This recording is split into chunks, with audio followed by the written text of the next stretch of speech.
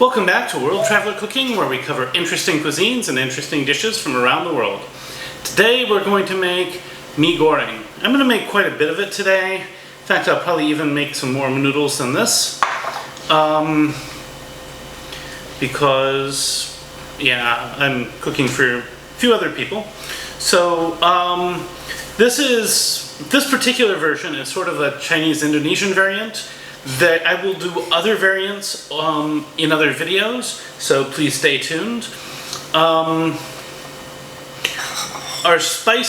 ground spice mixture will consist of 5 candle nuts, about a similar amount of shallots to a European shallot, 4 garlic cloves, and I will add 1.5 teaspoons of white pepper. I will also be adding some chicken, maybe half of this, maybe 3/4. I'm not sure yet. I have maybe 10 beef meatballs that I've cut, and maybe a similar amount of fish balls. You could go with more meatballs, more fish balls, up to you. I have 3 eggs. Then I have some vegetables. Typically baby bok choy or something similar will be used here. I have decided to add some bean sprouts here, and I have seen people use them here, so I'm sure they'll be great. I'll add some green onion as well, and yeah, that's that for that. This will eventually be seasoned with a bit of oyster sauce, and this Kum Kee brand is very, very popular here among the Chinese-Indonesians here in Indonesia. And then I'll have some what's called Kecap manis, or sweet soy sauce. I'm using Bango, but there are a few other brands here. If you're in the West, if you can't find Kecap manis, that's spelled Kecap-manis, you can see it in the recipe, which is below. In the video description, then you could mix some brown sugar with some soy sauce. That would work. I will also add a small amount of granulated sugar and a little bit of water as we go. So I've added my 5 candle nuts, you can omit the candle nuts if you can't get them. My shallots is about like 1 European shallot. I used about 5 local shallots and 4 cloves of garlic, along with 1.5 teaspoons of white pepper.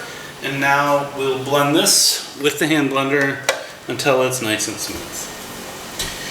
So into our wok, I'm going to add some oil. Then we're going to scoop out our ground spice paste. And we're going to fry this until it's nice and fragrant. Then we will add our chicken. So once this is nice and fragrant, we're going to start stirring in our chicken. Ooh, that's smelling good. We're going to let that cook all the way through since our meatballs are already pre-cooked. And we do have to stir it sometimes, just to make sure that the garlic doesn't burn, but this shouldn't take too long. Once the chicken's pretty well done, I'm going to just add my meatballs, and I'm going to stir these up.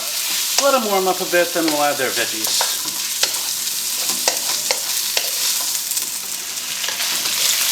Now that these are nice and hot, I'm going to add the bean sprouts and the bok choy and the white parts of the green onions. And I used like 3 today, but you can use as much as you like.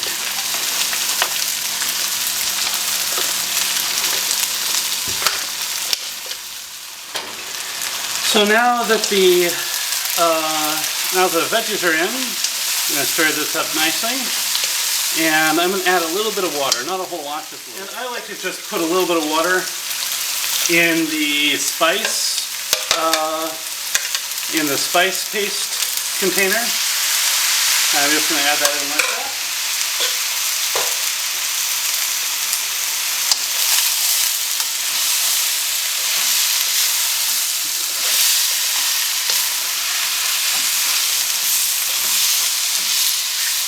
And I've added the eggs. I have not added the water yet. I've decided to do that after the noodles are in.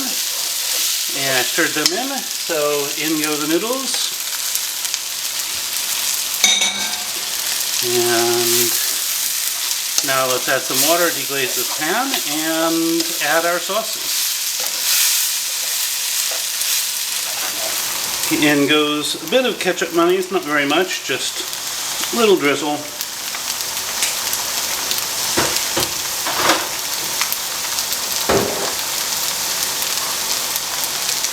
And for color, I'm going to add just a little bit of dark soy sauce. That's, again, totally optional.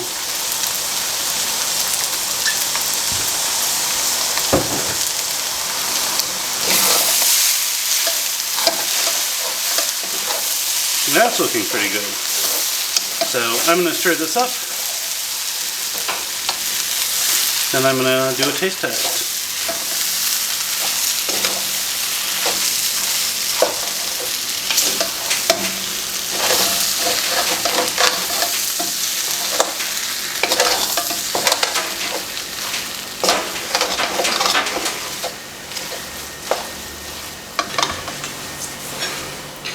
And now for the taste test.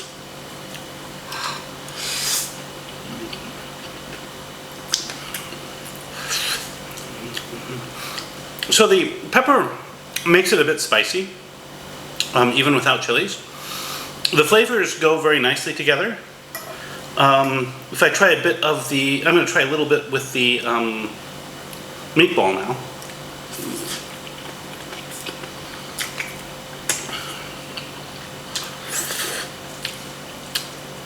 So the meatball mostly adds texture, it doesn't really add flavor. This I assume is probably true of the fish balls also. So use whichever ones of these you'd like.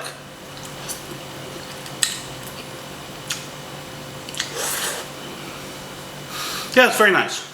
I strongly recommend adding it to your portfolio of dishes to make.